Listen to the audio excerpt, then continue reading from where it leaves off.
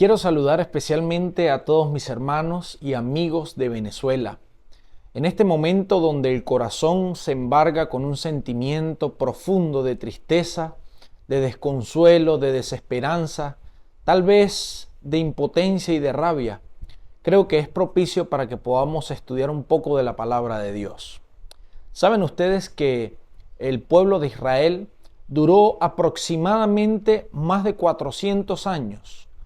Esclavo, oprimido, apresado por un poder político también de la época como eran los egipcios. Ellos vivían en esclavitud, vivían en una opresión, en una tiranía, en una dictadura, donde eran hasta incapaces de pensar por su propia cuenta.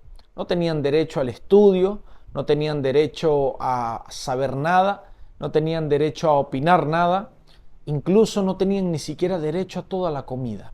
Solamente podían comer pan y agua. ¿Qué sucedió con ese pueblo para que Dios obrase una liberación?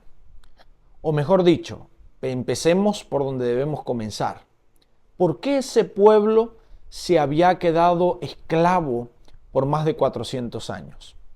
Resulta que cuando hubo un gobernador llamado José, llevó a toda su familia del pueblo judío para que morase allí y se hicieran prósperos en la tierra de Egipto. Cuando José muere, mucha descendencia del pueblo de Israel queda allí atrapado en Egipto, queda viviendo allí porque era muy cómodo, era una ciudad próspera, era todo lo que una persona podía anhelar para salir adelante con toda su familia. Pero resulta que se empezaron a contaminar con la idolatría, con la forma de ser, con su forma arrogante, con orgullo. Así que Dios permite que este pueblo quede preso allí, quede esclavo por 400 años. Lo que quiero resaltar de esta historia que se encuentra en Éxodo, en el libro de Éxodo, capítulo 1 en adelante, es algo importante. Cuando el pueblo de Dios se sentía mal, se sentía oprimido, se sentía triste, cuando sentía ese sentimiento de desesperanza porque había muerte, había llanto, había un sentimiento creo que mucho más fuerte que el que sentimos todos los venezolanos ahora. Ellos hicieron una cosa en particular y eso es lo que yo quiero compartir con ustedes. El libro de Éxodo, en el capítulo 3 y en el versículo Éxodo capítulo 3 y en el versículo 23 dice lo siguiente. Aconteció que después de muchos días murió el rey de Egipto. Los hijos de Israel que gemían a causa de la servidumbre, clamaron. Y subió a Dios el clamor de ellos desde lo profundo de su servidumbre. Dios oyó el gemido de ellos y se acordó de su pacto con Abraham, Isaac y Jacob, y miró Dios a los hijos de Israel y conoció su condición. Mis hermanos, lo primero y amigos de toda Venezuela, yo quiero que usted se quede viendo este video conmigo, no importa su religión, no importa a qué iglesia pertenezca usted. Esta es la palabra de Dios. El pueblo comenzó a gemir, el pueblo comenzó a clamar a Dios, todos unánimes en un sentimiento. Nosotros podemos hacer lo mismo que el pueblo de Israel. Nosotros debemos clamar, debemos gemir con profunda sinceridad, con profundo anhelo, pidiéndole a nuestro Dios que por favor nos conceda la libertad del yugo en el cual estamos viviendo. ¿Saben ustedes que una de las cosas también por la cual quizá el Señor está permitiendo todo esto es porque el Señor quiere que nosotros nos volvamos a Él? Hay mucha gente que a raíz de esta situación, de esta crisis, vive deshonestamente. Obtiene ganancias que no son honradas. Si usted está haciendo eso, pues entonces déjelo. Si usted está trabajando de una forma incorrecta, haciendo ganancias, por hacer un favor, por hacer un trámite, por hacer cualquier cosa, entonces deje eso. Vuélvase a Dios. Quiero leer el libro de Zacarías, un texto bíblico, para que ustedes vean cuál es la voluntad de Dios. Zacarías, el libro de Zacarías, en el capítulo 1, en el versículo 3. Vamos a leer Zacarías capítulo 1, versículo 3. Dice así: Así ha dicho Jehová de los ejércitos: volveos a mí, dice Jehová de los ejércitos, y yo me volveré a vosotros, dice Jehová. El Señor anhela que el pueblo venezolano se vuelva a sus pies.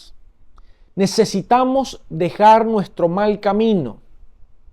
El pueblo venezolano, si ustedes se dan cuenta, estaba esperando la victoria para beber licor, para emborracharse, para celebrar. Y no digo que esté mal celebrar, porque yo también lo hubiese hecho. El punto es que nos vamos de una vez a hacer cosas que no agradan a Dios. El Señor conoce cada corazón venezolano, el Señor conoce cada angustia, el Señor conoce cada madre que llora por su hijo que no está.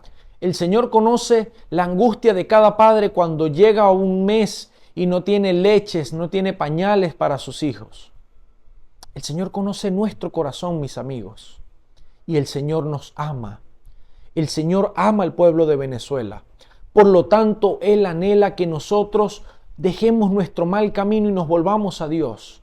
Que entremos en una profunda oración a Dios, que clamemos todos unánimes por la libertad de nuestro pueblo. Fíjense que el Señor se inclina a nosotros y escucha nuestra petición. Por último, quiero compartir contigo un último texto bíblico que se encuentra en el libro de Daniel, capítulo 2, versículo 20, y dice lo siguiente: sea bendito el nombre de Dios de siglos en siglos, porque suyos son el poder y la sabiduría. Él muda los tiempos y las edades. Él es quien pone reyes y quita reyes. Da la sabiduría a los sabios y la ciencia a los entendidos. Entonces, mis amigos venezolanos, mis hermanos de toda Venezuela, que están fuera de Venezuela también están escuchando este mensaje, ya hemos podido notar que humanamente no podemos hacer nada para sacar esta tiranía de la cual nosotros estamos viviendo, esta dictadura. Solamente Dios tiene el poder de poner reyes y de quitar reyes. Entonces, ¿qué debemos hacer? Clamemos a Dios, volvámonos a Dios, abandonemos nuestro mal camino y vamos a entrar en cuenta con Dios. El cambio debe empezar por nosotros, mis hermanos. El cambio debe empezar por cada uno de nosotros. Abandonemos las ganancias falsas, abandonemos nuestro mal proceder en este país. Abandonemos el querer ganarle al otro. Abandonemos el querer siempre estar por encima del otro. Si usted no respeta un semáforo, pues entonces empiece a respetarlo. Si usted está en una fila de gasolina y tiene que ser cordial, pues séalo. Porque de eso se trata la vida. Les aseguro, mis hermanos, que cuando nosotros comencemos a hacer nuestra parte, el Señor va a mirar nuestro clamor y se va a compadecer de nuestra situación. Que Dios les bendiga, que Dios les guarde y por favor comparte este mensaje con todas las personas de cualquier religión